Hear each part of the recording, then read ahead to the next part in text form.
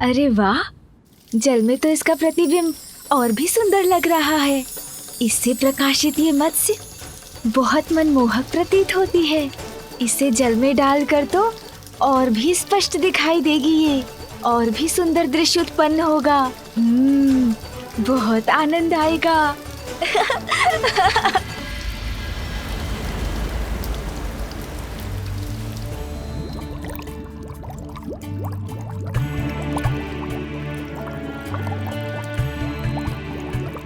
समुद्र देव, क्या आप ये अनमोल मोती देवी पार्वती और उनके पुत्र को उपहार स्वरूप भेंट करेंगे? हाँ मंत्री जी, मैं स्वयं कैलाश लेकर जाऊंगा इन्हें।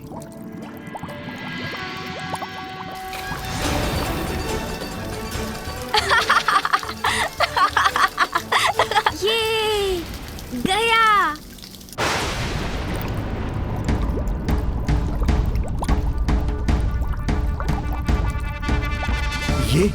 ये अकस्मात क्या हो रहा है? मेरे जल में ये कैसी हलचल हो रही है?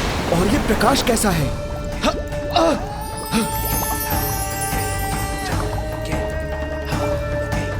चंद्र, वो यहाँ मेरे जल में क्यों है?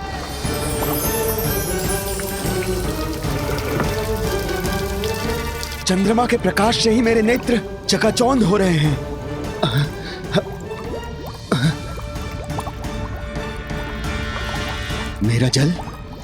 मेरा जल अशांत हो उठा है उनके आगमन से।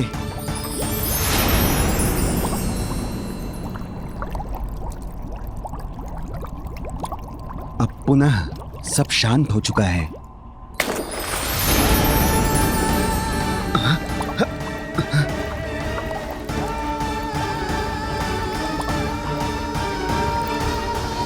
ये चंद्र क्या करने का प्रयास कर रहे हैं?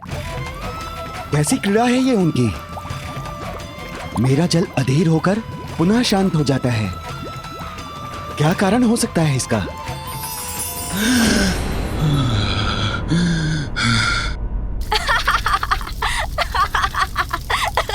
मुक्त करो मुझे, मुक्त करो।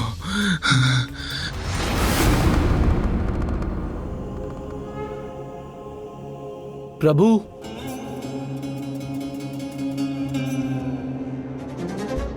प्रणाम प्रभु।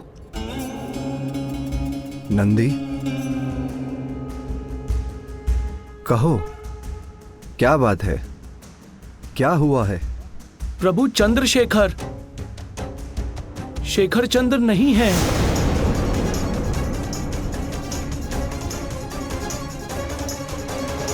मैंने वरदान दिया था चंद्र को कि वो सदा मेरे शीश पर स्थित रहेंगे।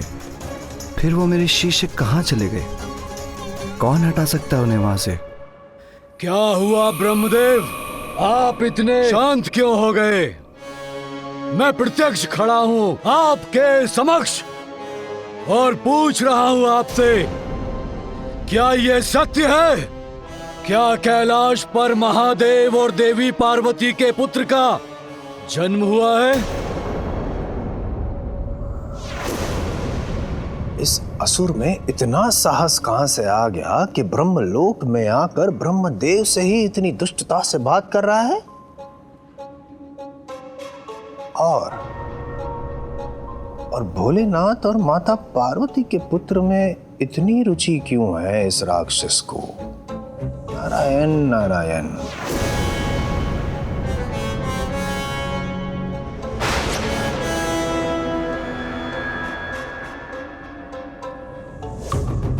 किंतु ये कैसे संभव है?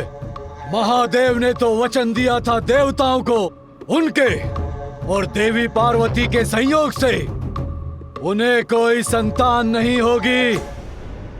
यदा यदा हि धर्मस्य ग्लानिर्भवति भारतः अभ्युत्थानम् अधर्मस्य तदात्मानं सृजाम्यहम् परित्राणाय साधूनां विनाशाय च दुष्कृतां धर्म संस्थापनार्थाय संभवामि युगे युगे।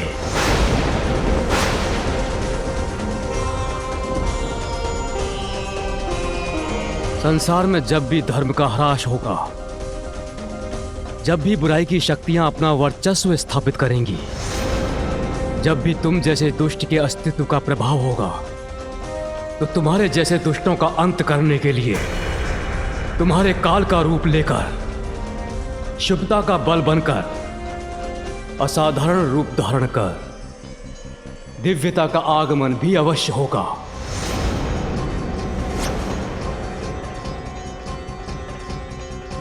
कैलाश में महादेव और देवी पार्वती के पुत्र के रूप में जिसका जन्म हुआ है, वो ही तुम्हारा अंत करेगा सिंदूरा।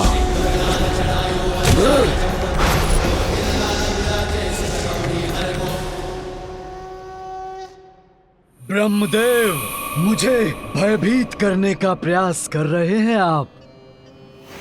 एक बालक अंत करेगा मेरा? कदापि नहीं। क्या आपको स्मरण नहीं है कि मैं अपराजेय हूं? आप विष्णु या स्वयं महादेव भी मुझे पराजित नहीं कर सकते। ये तुम्हारा दुर्भाग्य है कि मुझसे प्राप्त वरदान की शक्तियों का अनुचित प्रयोग करके तुम एक पापी दुष्ट असुर बन गए सिंदूरा। किंतु पापी कभी अजेय नहीं होते। ये ज्ञात होते हुए भी तुम अपने कुकृत्यों में लिप्त हो।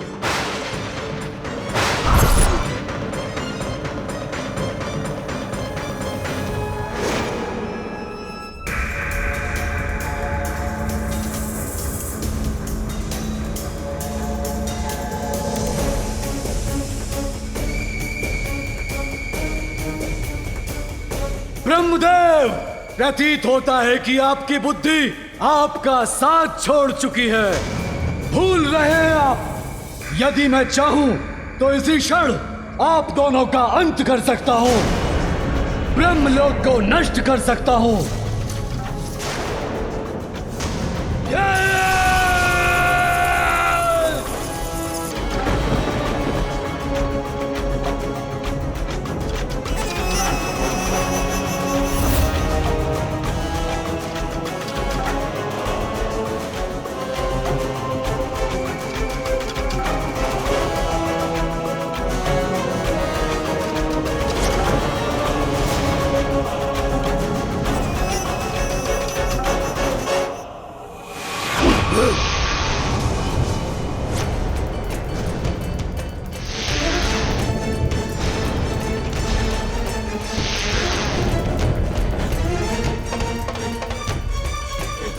बस सिंदूरा, बहुत हुई तुम्हारी धृष्टता।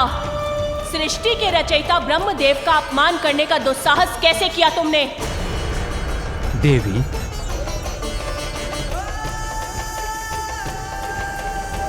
और तुमसे अपेक्षा भी क्या कर सकता हूं मैं? तुमने अपनी शक्तियों को व्यर्थ किया है। संस्कार विहीन तो तुम थे ही, किंतु अब तुम्हारे बल से उत्पन्न अहंकार और तुम्हारी दुष्ट प्रवृत्ति ने तुम्हारा सर्वनाश सुनिश्चित कर दिया है। ब्रह्मदेव ने मुझे वरदान तो बहुत दिए, किंतु प्रतीत होता है संस्कार देना भूल गए। अपना कर्तव्य उचित प्रकार से नहीं निभाया इन सृष्टि रचयिता ने।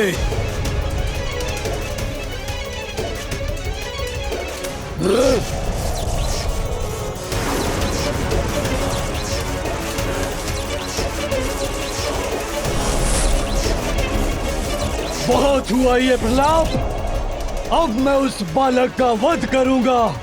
सिंदूरा का अंत कोई नहीं कर सकता, कोई नहीं। उस बालक का अंत कर आपके ब्रह्मलोक को नष्ट करने के लिए शीघ्र लौटूंगा मैं। अजय तो आपने ही मुझे बनाया है ब्रह्मदेव, तो मेरे पराक्रम के परिणाम का सामना करने में कैसा संकोच पिताश्री।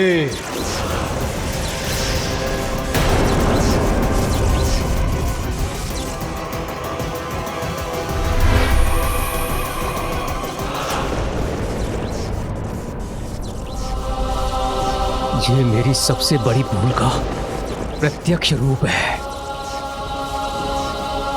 ब्रह्मदेव, क्या सुना मैंने अपने कानों से?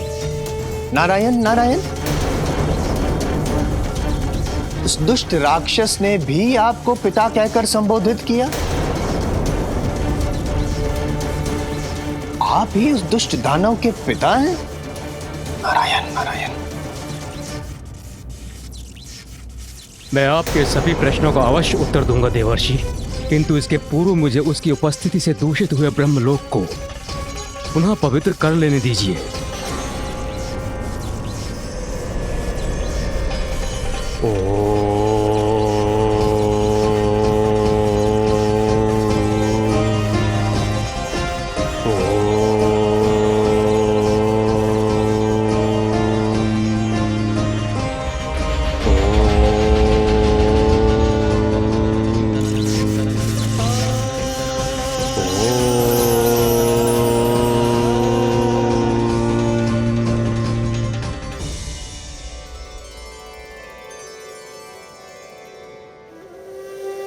अब मैं आपके प्रश्नों का उत्तर देने के लिए प्रस्तुत हूं देवर्षि। प्रभु, भला ये कौन कर सकता है? किसमें इतना साहस कि आपके शीश से चंद्र ले जाए? इतनी उद्दंडता?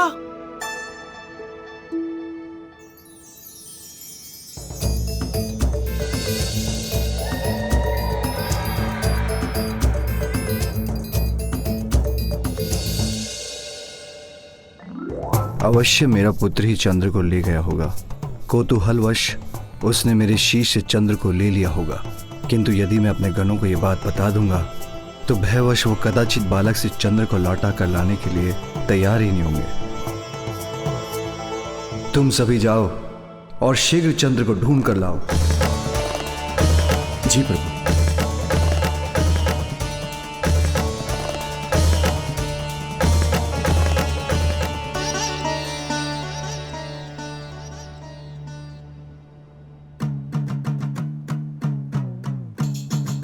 माँ तो तंदलमा कहीं भी दिखाई नहीं दे रहे।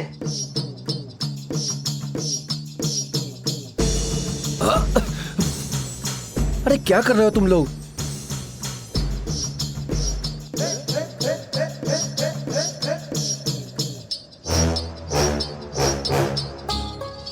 और ये तुम लोग ऊपर क्या देख रहे हो? और नीचे देखकर क्यों नहीं चल रहे हो? त्याग लंदी थी। अरे आप इतना भी नहीं तमकते। अरे हम लोग तंदलमा तो ढूंढ रहे हैं ना, तो आसमान में ही मिले ना। नीचे ढूंढो भाई, ढूंढो।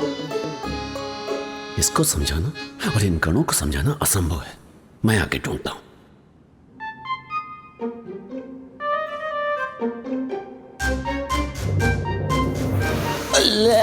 क्या तल्ला है भाई, देखते तलना।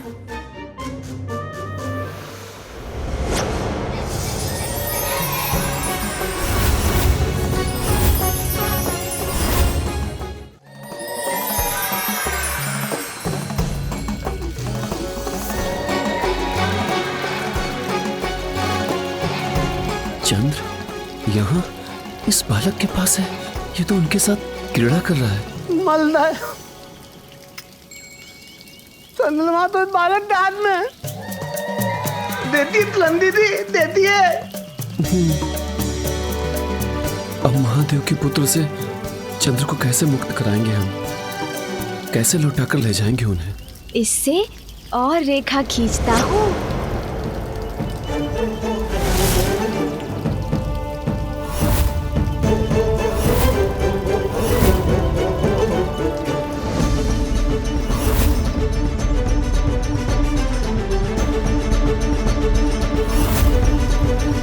ये तो फिर से रेखा खींच रहा है। नहीं श्रृंगी, इसे छेड़ना उचित नहीं।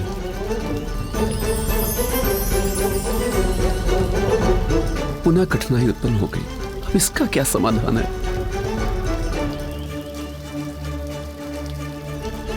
अन्य कोई गण भी इसकी ओर नहीं बढ़ेगा, किंतु प्रभु के आदेश का उल्लंघन भी ना हो, साहस जुटा के मैं ही आगे बढ़ पाऊं। ये सुंदर है।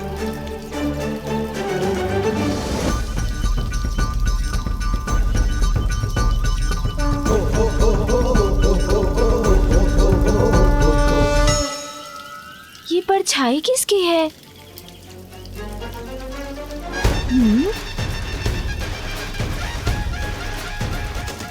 कौन है?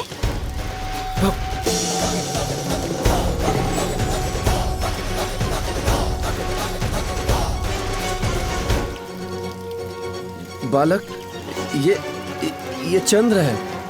इसके साथ तुम क्रीड़ा नहीं कर सकते हो। अब इसे मुझे लौटा दो। हाँ, लौटा दो।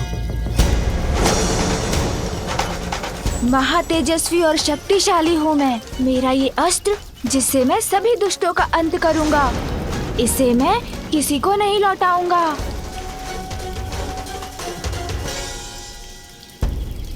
चलो बिल तलो। अरे तलो? अरे तोतला हम रसोई घर में नहीं है, अभी हम बालक के समक्ष हैं। तलो बालक ते तमत्ते तिले तो तेरा हूँ। चलो चलो तो आते। ओ चलो, पर कैसे? महादेव के आदेश का उल्लंघन करके? बहुत आनंद आ रहा है। यदि आपको इसके साथ क्रीड़ा करनी है, उसके लिए आपको प्रतीक्षा करनी होगी। अभी तो इससे मैं क्रीड़ा कर रहा हूँ। जब तक मेरा मन नहीं भर जाए, मैं इसे किसी को नहीं लौटाऊंगा। देखिए ना, मैं अभी आपको कुछ दिखाता हूँ। तितली बोलता भूल जाते हो। चलो ठीक तो आते। भादो यहाँ तो भादो। अरे तोतला, कौन सी तितली और किसके बाल? हम यहाँ इसके हाथ में चंद्र की बात कर रहे हैं और ये कहाँ फेंकी? अरे नहीं श्रृंगी जी, ये कह रहे हैं कि पिछली बार भूल गए क्या, इस बालक से उलझने का क्या परिणाम हुआ था।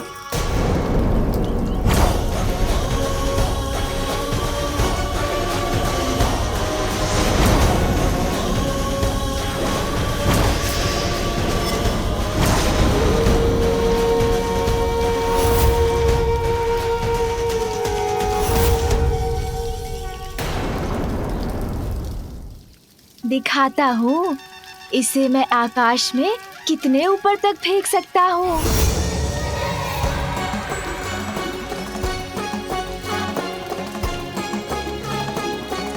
देखिए।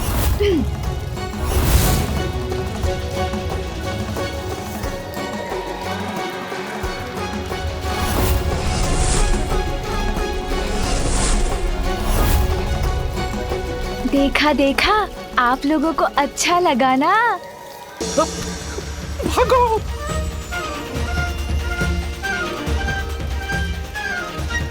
और दिखाऊं? अभी तो यही थे सभी, कहाँ चले गए? किंतु ये तो है मेरे पास। प्रभु, वो बालक आपके पुत्र चंद्र को नहीं लौटा रहे हैं। हमने उनसे चंद्र को लौटाने के लिए कहा तो उन्होंने उत्तर दिया कि वो चंद्र के साथ क्रीड़ा कर रहे हैं। जिन साक्षात चंद्रदेव को वरदान देकर मैंने उनके प्रतीक को चंद्र रूप में अपने शीश पर धारण किया है, जिनके अस्थिर होने से सृष्टि का संतुलन बिगड़ सकता है, एक बालक उनके साथ क्रीड़ा करे, क्या ये उचित है? नंदी, तुम जाओ और शीघ्र चंद्र को लौटा कर लाओ। उन्हें उनके उचित स्थान पर स्थापित करो। जी प्रभु।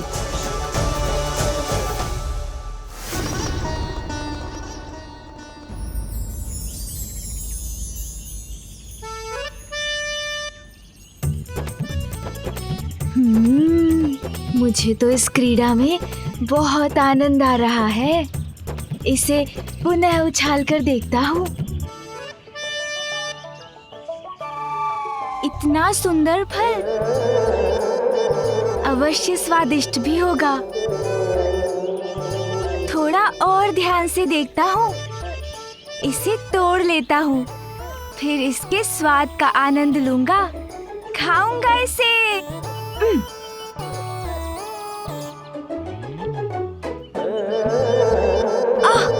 ऊंचाई पर लटका है, मेरी पकड़ में ही नहीं आ रहा। ऐसे तो नहीं तोड़ सकूंगा, कोई युक्ति लगानी होगी।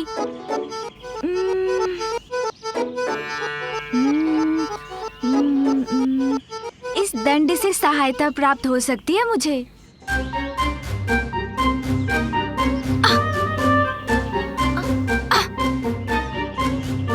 पहुंच तो रहा हूँ, किंतु लक्ष्य नहीं साध पा रहा हूँ। कुछ और करना होगा।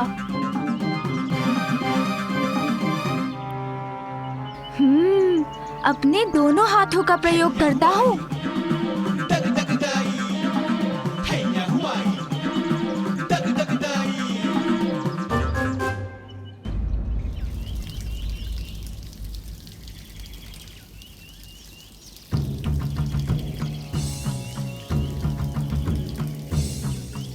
बालक को यहीं कहीं होना चाहिए। यहां से अधिक दूर तो नहीं जा पाया होगा।